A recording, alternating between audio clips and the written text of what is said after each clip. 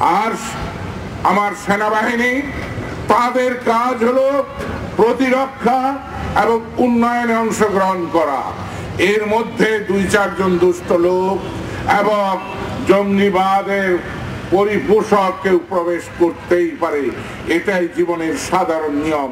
সেজন্য সেনাবাহিনী সামগ্রিকভাবে কোনোদিনই দায়ী ছিল না, এখনো দায়ী নয়।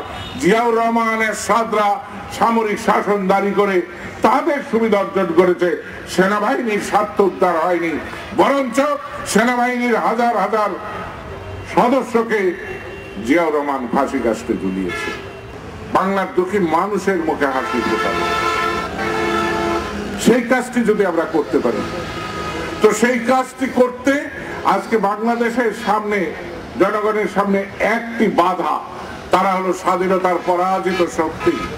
এই স্বাধীনতার পরাজিত শক্তিকে নির্মূল করার মধ্য দিয়ে শুধু জনগণের অধিকার এবং গণতন্ত্র প্রতিষ্ঠা হতে পারে।